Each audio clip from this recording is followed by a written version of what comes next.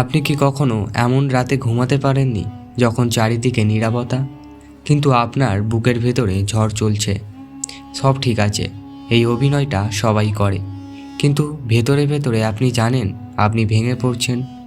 আজকের ভিডিওটা শেষ না করলে হয়তো আপনি সেই শান্তির পথটা মিস করবেন, যেটা আল্লাহ ঠিক আপনার জন্যই রেখে দিয়েছে।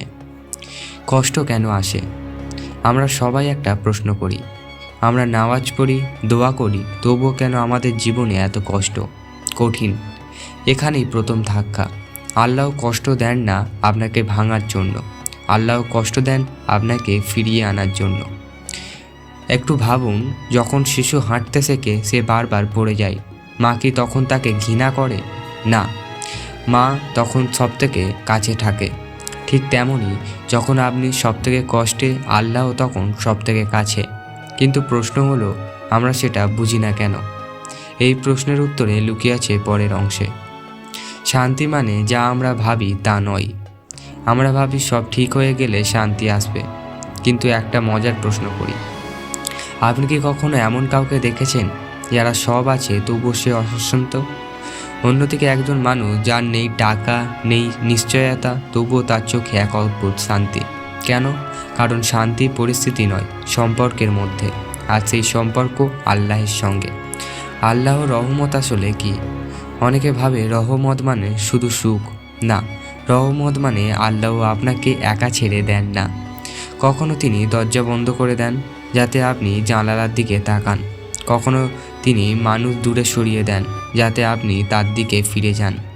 এটা ঠিক, কিন্তু এটাও প্রয়োজনীয়, কারণ যাকে আল্লাহ ভালোবাসেন তাকে তিনি নিজের কাছে টেনে নেন। এই লাইনটা দর্শকদের হৃদয়ের জন্য বলছি। আশা করব আল্লাহ আপনাকে কাছে টেনে নিচ্ছে। কঠিন সময়ে শান্তি পাওয়ার 5টি আহ্লাদপ্রদ চাবিকাঠি। এখন আসি সেই অংশে যেটা আপনি নোট করে রাখতে চাইবেন। অভিযোগ নয়, স্বীকারোক্তি করুন। দয়া মানে শুধু চাওয়া নয়, দোয়া মানে আল্লাহ আমি ভেঙে পড়েছি। এই কথাটাই বললেই হৃদয়ের ভার অর্ধেক হালকা হয়ে যায়। 2 নম্বর, কোরআনের সাথে সম্পর্ক ফিরিয়ে আনুন।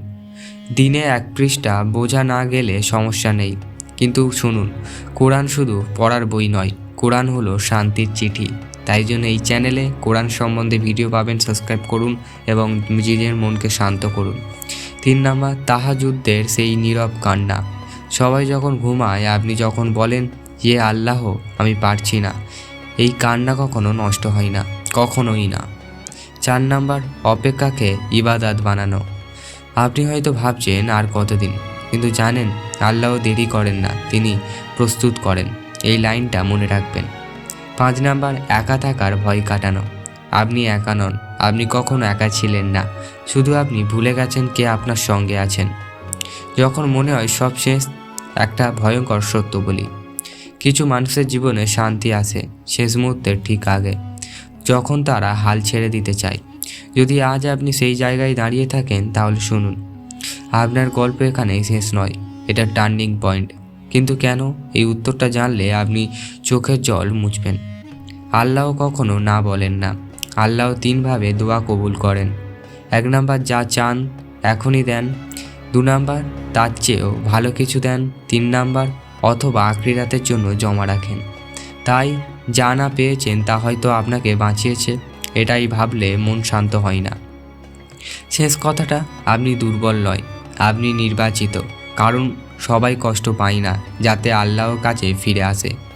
আজ যদি বুক ভারী লাগে, তাহলে এটাকে সংকেত ভাবুন, আল্লাহ আপনাকে ডাকছে, চুপচাপ নরমভাবে, রহমতের সাথে। যদি আজকের ভিডিওটি আপনার মনে এক ফোঁটাও শান্তি এনে থাকে, তাহলে পরের ভিডিওটা মিস করবেন না। পরের ভিডিও থাকবে আরও নতুন কোনো আল্লাহ বিষয় তথ্য নিয়ে। এই ভিডিওটি দেখলে আজকের কথাগুলো আরও গভীরভাবে বুঝলেন। আল্লাহ আপনাকে শান্তিতে রাখুক। আপনার আবার দেখা হবে ইনশাআল্লাহ।